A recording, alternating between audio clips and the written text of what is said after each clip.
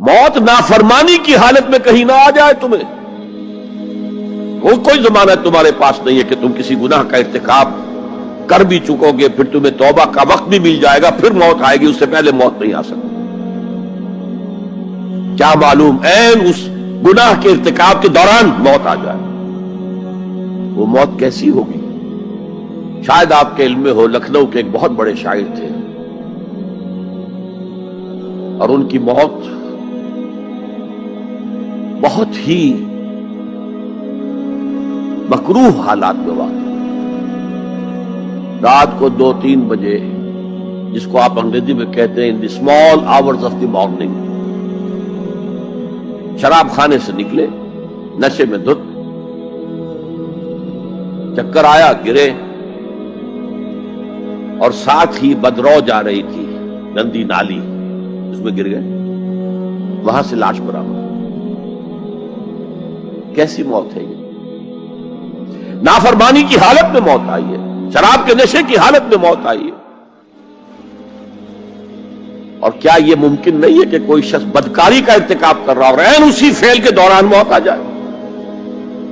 اچھا, اب اگر آپ نے طے کر دیا نہیں مروں گا مگر حالت فرما برداری میں, اس کی ایک ہی شکل ہے, کوئی لمحہ بھی نافرمانی میں بسر نہ ہو, مبادا اسی لمحے موت آ جائے. ہر لمحے کا پہرا دیجئے, ہر ساتھ کی پوری حفاظت کیجئے, کہیں نافرمانی کا کوئی ارتکاب نہ ہو اور عین اس حالت میں کہیں موت نہ آئے. میں وہ حدیث آپ کو سنا چکا ہوں, لا یزنی الزانی حین یزنی وہو مومن. کوئی زانی حالت ایمان میں زنا نہیں کرتا, جب وہ زنا کر رہا ہوتا ایمان اس کے دل سے نکل کر اوپر سر پر منڈلاتا رہتا. کوئی چور حالت ایمان میں چوری نہیں کرتا, ولا یسرق السارق حین یسرق وہو مومن. کوئی شرابی حالت ایمان میں شراب نہیں پی سکتا, ولا یشرب الخمر حین یشرب وہو مومن. اگر ایمان بھی ہو دل میں اور یہ حرکات بھی ہو رہی ہو تو وہ ایمان 2 پیسے کا نہیں, 2 ٹکے کا نہیں. کیا اس ایمان کی قیمت ہے؟ کیا قدر و قیمت ہے اس کی؟ اب اگر عین اسی حالت کے اندر موت آ گئی تو یہ تو خلوع ایمان ہے, ایمان کا خالی ہو جانا ہے. یہ ہے وہ بات جو کہی گئی. اب یہ اسلام اور تقوی, ان دونوں کو یہاں نوٹ کر لیجئے. یا ایھا الذین آمنوا اتقوا اللہ حق تقاتہ ولا تموتن الا وانتم مسلمون. اے ایمان کے دعوے دارو, اللہ کا تقوی اختیار کرو جتنا کہ اس کے تقوی کا حق ہے, اور دیکھنا موت نہ آنے پائے مگر فرما برداری کی حالت. اب یہ اینٹیں اگر پختہ ہو گئی ہیں, ہم نے جہاد کے مختلف مراحل ان پر غور کیا تھا. پہلا مرحلہ کیا تھا؟ نفس امارہ کے خلاف جہاد, شیطان اور اس کی ذریت سلبی و مانوی کے خلاف جہاد, بگڑے ہوئے معاشرے کے جو پریشرز ہیں ان کے خلاف جہاد.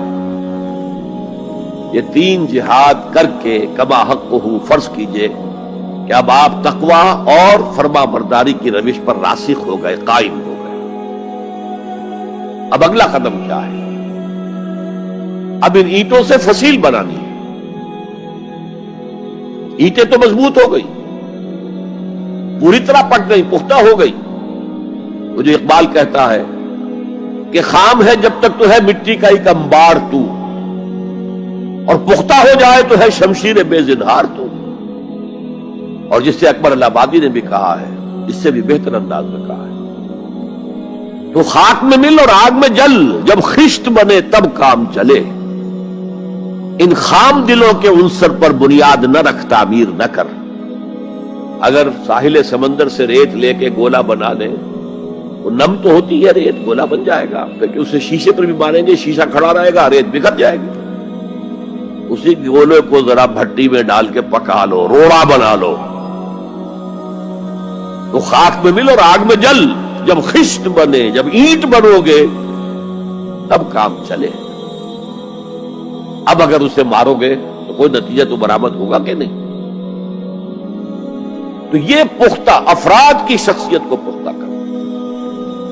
جو حیات اجتماعی اس کو نظر انداز کرتی ہے، جیسا کہ میں نے عرض کیا تھا، پہلی منزل تعمیر نہیں کی، دوسری کے اوپر چڑھانا ہو گئے، دوسری ہے نہیں، تیسری جو ہے وہ ہوا کے اندر اس کی تعمیر ہو رہی ہے۔ ہماری بہت سی ناکامیوں کا اصل سبب یہ ہے۔ حضور نے پہلے افراد کو تیار کیا ہے، افراد کے ہاتھوں میں ہے اقوام کی تقدیر، ہر فرد ہے ملت کے مقدر کا ستارہ، اور ہر حیات اجتماعی یا کوئی تنظیم ہو، کوئی جماعت ہو جو اسلام کی سربلندی کے لیے کام کرنا چاہیے، اسے سب سے پہلے پختہ کردار والے افراد تیار کرنے ہوں گے۔ یا ایھا الذین آمنوا اتقوا اللہ حق تقاتہ ولا تموتن الا وانتم مسلمون۔ اب دوسرا نقطہ کیا ہے؟ ان کو جوڑنا ہے، اب اینٹوں کو جوڑنا ہے۔ And for that you need a cement substance۔ پچھلے زمانے میں چونا وغیرہ ہوتا تھا، چونے سے جوڑا جاتا تھا، آج کل سیمنٹ ہے۔ اگر یہ سیمنٹ سبسٹنس مضبوط ہے تو یہ فصیل اور دیوار مضبوط ہے، اگر یہ نہیں ہے تو چاہے اینٹیں پختہ ہو تب بھی سیلاب کا ریلا آئے گا، بہا کے لے جائے گا۔ اینٹوں کی پختگی کے ساتھ ساتھ ان کو جوڑنے والا مورٹر جو ہے اس کو بھی مضبوط ہونا چاہیے۔ اس لیے دوسرا نقطہ، یہ سہ نکاتی لائحہ عمل، 3 نکاتی لائحہ عمل۔ پہلا تقوی اختیار کرو اور اللہ تعالیٰ کی پوری فرما برداری اختیار کرو، کوئی لمحہ تمہارا نافرمانی میں نہ گزرے۔ اب واعتصموا بحبل اللہ جمیعا ولا تفرقوا، چمٹ جاؤ اللہ کی رسی کے ساتھ مل جل کر اور تفرقے میں نہ پڑو۔ اعتصام عصمت سے بنا، عصمت حفاظت کو کہتے ہیں۔ اعتصام حفاظت حاصل کرنا۔ جیسے آپ دیکھتے ہیں کہ کسی بچے کو اگر کوئی خوف لاحق ہو جائے، کوئی ڈرائے، وہ آئے گا، دوڑے گا ماں کی گود میں آ کر ماں سے چمٹ جائے گا۔ وہ یہ سمجھتا ہے اپنے چھوٹے سے ذہن کے مطابق میں قلعے میں آ گیا ہوں۔ یہ دوسری بات ہے کہ کوئی شفاق انسان، جیسے فسادات ہوتے ہیں یا جیسا کچھ سن 47 میں ہوا تھا، کوئی شفاق بھیڑیا صفت انسان آئے، بچے کو کھینچے ماں کی گود سے، اچھالے اور کسی نیزے میں پرو لے۔ لیکن بچہ یہ سمجھتا ہے کہ میں آ گیا ہوں، پناہ میں آ گیا ہوں، قلعے میں آ گیا ہوں۔ تو یہ ہے اعتصام۔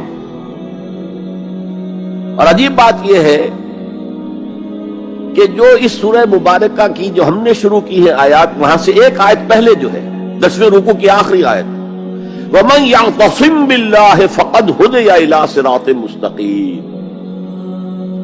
یہاں حبل اللہ نہیں ہے، جو اللہ کے ساتھ چمٹ جائے تو اس کی ہدایت تو ہو گئی صراط مستقیم کی طرف، اللہ سے جڑ جاؤ۔ سورہ حج کی آخری آیت کے بھی آخری الفاظ یہی ہیں، وَاعْتَصِمُوا بِاللَّهِ فَأَقِیمُوا الصَّلَاةَ وَآتُوا الزَّکَاةَ وَاعْتَصِمُوا بِاللَّهِ۔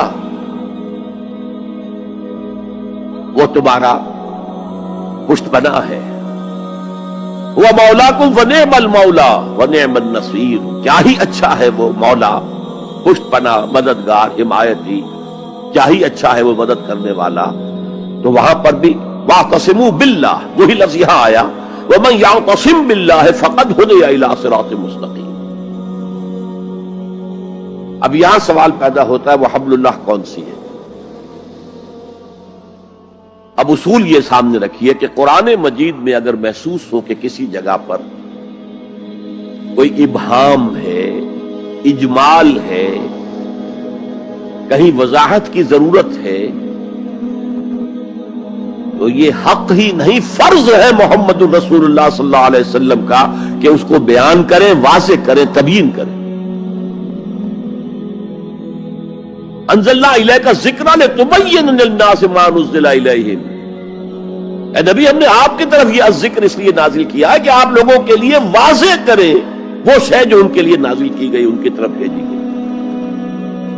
آج ایک عظیم ترین فتنہ ہمارے ہاں جو ہے وہ انکار حدیث کا ہے۔ وہ گویا کہ حضور کو یہ حق ہی دینے کو تیار نہیں۔ کہ قرآن مجید کی آیات کی توضیح کریں، تبیین کریں، جہاں کہیں کوئی سوال پیدا ہو اس کا جواب دیں. لیکن یہ جان لیجئے یہ حضور کا صرف حق نہیں، فرض. مجھے ایک بڑا تلخ تجربہ ہوا تھا لاہور میں 1973 میں، وہ جو عالمی کانفرنس ہوئی تھی لاہور میں، دنیا کے تمام مسلمان ملکوں کے سربراہ وہاں جمع تھے. تو اس زمانے میں اس آیت کا بڑا چرچا تھا، اخبارات میں بھی بڑے بڑے اشتہار شائع ہو رہے لوگوں کی طرف سے، وَاعْتَصِمُوا بِحَبْلِ اللَّهِ جَمِيعًا وَلَا تَفَرَّقُوا.